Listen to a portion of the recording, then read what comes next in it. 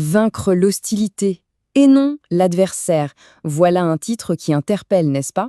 C'est justement le sujet qu'on va explorer ensemble aujourd'hui. Bienvenue sur la chaîne Philor. Alors pour commencer, partons d'une situation. Une situation que tout le monde, absolument tout le monde, a déjà connue. La question est simple, mais la réponse, beaucoup moins. Comment est-ce qu'on réagit quand quelqu'un nous fait du mal? Le premier réflexe, c'est quasi immédiat. C'est la colère, l'envie de rendre l'appareil, de se venger. C'est humain, c'est instinctif. Mais est-ce que c'est vraiment la seule option? Et surtout, est-ce que c'est la meilleure? Et c'est là qu'on touche au cœur du sujet. Il y a une pensée, issue des écrits de Bediüzzaman Said Nursi dans les années 1920, qui propose une toute autre approche. Elle dit ceci: si tu veux vaincre ton adversaire, réponds à son mal par le bien. Car si tu réponds par le mal, l'hostilité grandira. Avouons-le, c'est complètement à contre-courant de nos instincts. Mais c'est peut-être là que se cache une véritable sagesse. Ok, pour vraiment comprendre cette idée, il faut faire un petit pas de côté.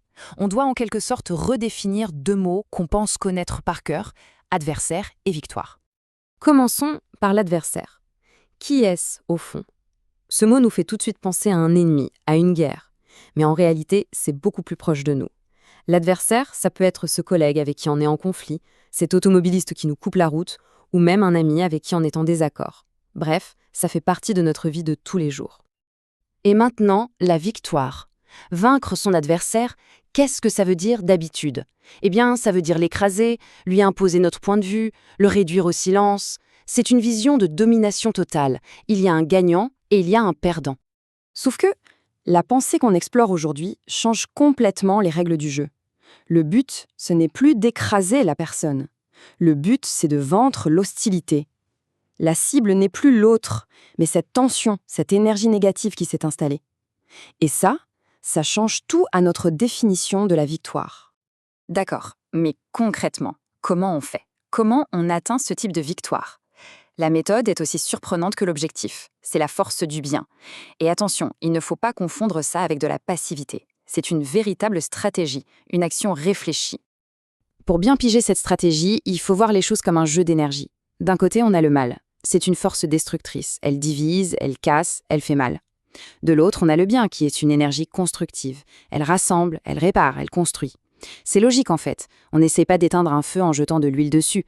Eh bien là, c'est pareil, on ne résout pas un problème né de la destruction avec encore plus de destruction. Donc, répondre par le bien, c'est un choix actif. C'est une stratégie qu'on pourrait décomposer en 3 étapes. 1. On résiste à l'envie de se venger. On brise ce réflexe. 2. On choisit délibérément une réponse constructive. Et 3. On cherche à transformer la situation, à passer d'un mode combat à un mode résolution. Et là, il y a un point super important à clarifier. Faire ça, ce n'est absolument pas de la faiblesse. C'est même tout le contraire. C'est une preuve de force intérieure immense. Avoir le contrôle de ses émotions, de ses impulsions et agir selon des principes, même quand on est provoqué, ça, c'est la marque d'un vrai caractère. Ok, mais imaginons maintenant qu'on choisisse l'autre chemin. Le chemin classique, celui de la riposte. Qu'est-ce qui se passe? Eh bien, il y a un engrenage qui se met en route. Un engrenage logique, mais terriblement destructeur. On se souvient de la deuxième partie de la phrase de tout à l'heure, car si tu réponds par le mal, l'hostilité grandira. Ce n'est pas juste une belle parole, c'est la description d'une mécanique, presque d'une loi physique des relations humaines. D'ailleurs, la psychologie sociale a un nom pour ça, la spirale du conflit. C'est facile à comprendre, une personne fait quelque chose de négatif, l'autre le perçoit comme une attaque et réplique, mais un peu plus fort. Le premier réagit à son tour, et ainsi de suite, l'escalade est sans fin. C'est un vrai cercle vicieux. L'image du feu qu'on a utilisée tout à l'heure est parfaite pour ça. Tenter d'éteindre les flammes avec de l'essence, c'est pas juste une erreur, c'est de la folie pure. Et pourtant, c'est exactement ce qu'on fait quand on répond à l'agressivité par plus d'agressivité. Donc si on résume, le choix qu'on a, c'est assez clair. Si on répond par le mal, le résultat est quasiment garanti. L'hostilité va monter d'un cran. Par contre, si on répond par le bien, ok, le succès n'est pas garanti à 100%, mais au moins, la porte reste ouverte à une solution. C'est la seule option qui offre une possibilité de transformation. Tout ça, finalement, nous amène à repenser complètement notre idée du pouvoir. Qu'est-ce que c'est, le véritable pouvoir?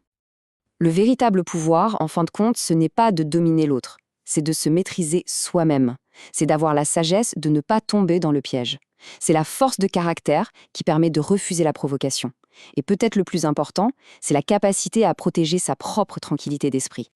On pourrait le formuler comme ça, le pouvoir de ne pas riposter est bien plus grand que le pouvoir de riposter.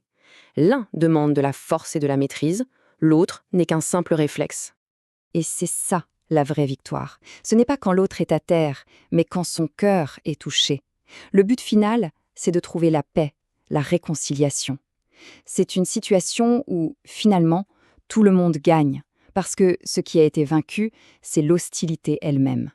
Alors, je termine avec cette question, pour laisser matière à réflexion. Au fond, est-ce que la plus grande de toutes les victoires, ce n'est pas tout simplement de réussir à mettre fin à l'hostilité ?